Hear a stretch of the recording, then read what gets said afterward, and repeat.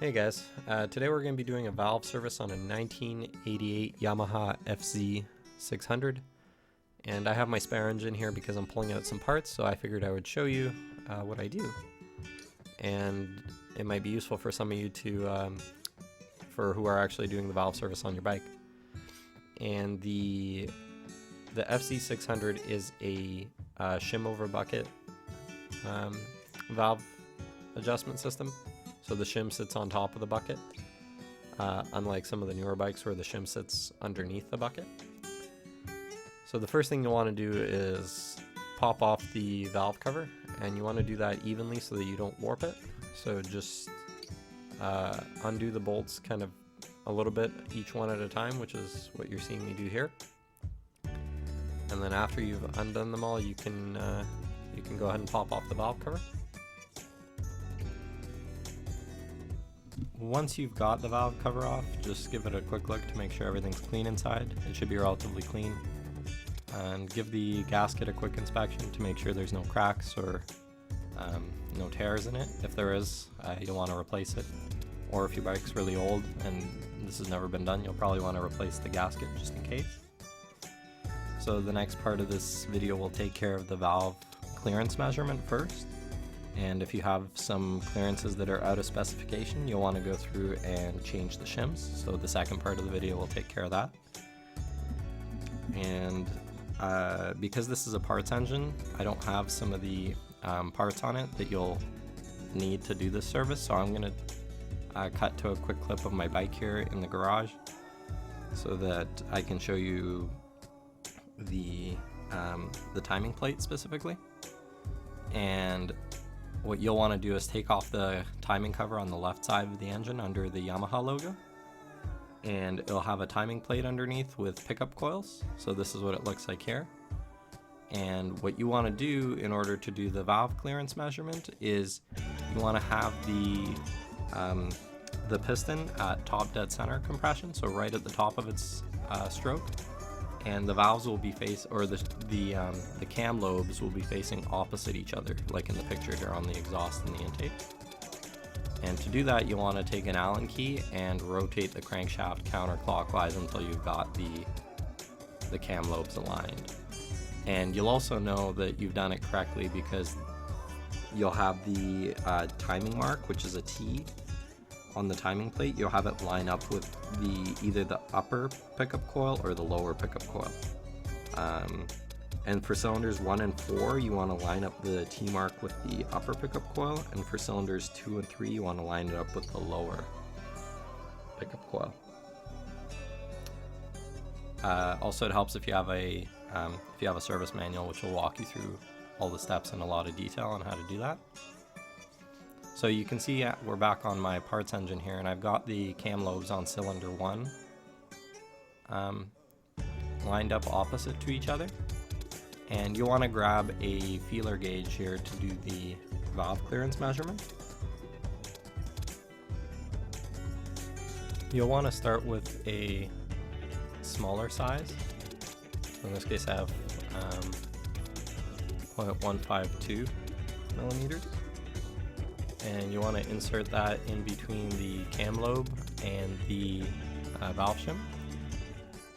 And you want to keep going up in size until you feel a medium amount of resistance, or until the next feeler gauge won't go in which case you know that the previous size is the size of the valve clearance. And you want to do this for the exhaust and the intake valves, and you'll want to repeat this process for all 4 cylinders. So you'll turn the crankshaft over, realign the next cylinder cam lobes, take the measurement there, turn the crankshaft again, do the 3rd cylinder and the 4th cylinder. I believe actually the correct order to do the cylinders to measure the clearance is 1, 2, 4, 3. Another important thing is that you get the timing mark on the timing plate lined up with the pickup coils exactly, because that will affect the measurement of the valve clearances. So for this bike, the service manual recommends that the intake clearance be 0.11 to 0.15 millimeters, and the exhaust clearance be 0.16 to 0.2 millimeters. So if you're outside of that range, you'll want to write it down on a sheet of paper so you have it recorded. Once you know which valves need adjusting, we can actually start removing the shims. So for that, you'll need a really small flathead screwdriver, a set of tweezers or needle nose pliers, and you'll either want a zip tie or you'll want this Motion Pro tool, which we'll get to in a little bit. I found that the zip tie works better for me, but you might have luck with the Motion Pro tool instead. So the first thing you'll want to do is you'll want to make sure that this little groove on the bucket is facing towards the center of the engine on both the intake and the exhaust. And you can see you can rotate it around, and it might be underneath the cam lobe, so you'll have to rotate it around. Once you've got it rotated around, you can start depressing the valve. So we'll do the intake valve on the right here, and you'll want to depress the valve as far as it will go. So basically the cam will face all the way down onto the shim, and that will essentially push the valve down and in.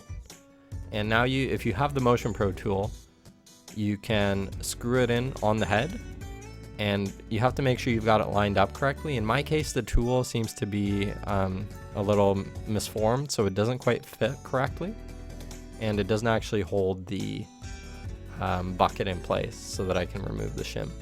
So instead what I do is I use a zip tie, and you'll want to take your zip tie and you'll want to curl the end of it like so, and you'll want to take this zip tie and then insert it into the spark plug hole. And what that does is it essentially slips in between the valve and the valve seat, preventing the valve from closing all the way, and that should relieve the pressure on the shim, allowing you to actually remove it. So it might take a few tries to do this because you can't see what you're doing, but you'll want to stick it in and kind of pull it back towards yourself so that you can get the tip of the zip tie to the right side where the intake valve would be. And sometimes you might have to grab a couple of zip ties, and be careful that you don't bend them too much so that they snap, because you don't want to leave a piece of zip tie in your cylinder.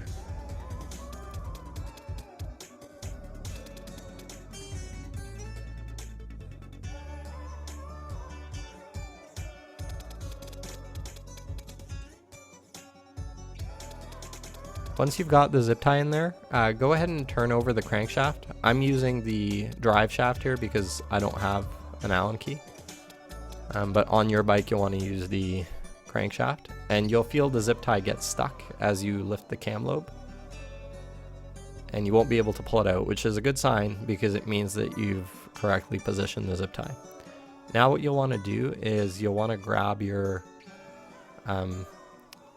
little screwdriver, your little flathead, and you want to try and pry up the shim through that little slot.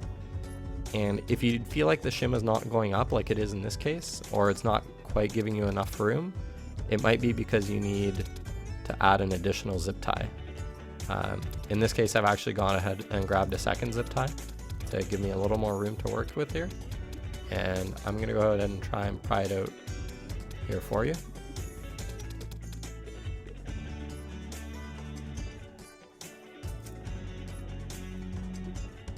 You'll see the shim pop up here, and you'll want to get about that much room as you can see here. And then you'll want to reach in with the tweezers and pull the valve shim out.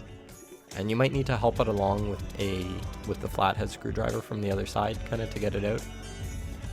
It takes a little bit of practice, and if you have the magnet tool, which is just a magnet on the end of a long stick, it'll essentially let you grab the valve shim much easier than struggling with the tweezer setup as I have here. But this is what I have, so you can just watch me struggle for a couple of minutes here.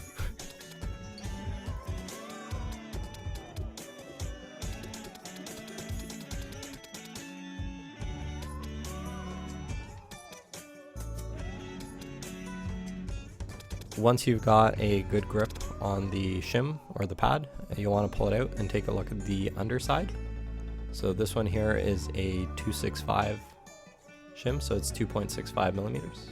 Once you know the pad size and the measured clearance, you can use a chart like this to take the clearance that you've got and the pad that you've got and essentially line them up, and it'll give you the correct pad that you should be getting instead. Or you can also do it using math, but it's easier if you have the service manual on these charts. And the shims that you want to get for this bike are 29 millimeter in diameter, and that second number is the shim thickness there. So these shims also fit a KZ900 or 1000 apparently, but they're the same for the Fz600, which is good enough for me. So since this is a parts engine, I'm just going to put this pad back in, but if you have your correct pad, you want to grab that and you want to put a little bit of oil on it, and just to make sure that it's lubricated, and then you want to pop it back into place and just gently push it down into the bucket. Just be careful not to push too hard so you don't scratch it, but it's fairly durable.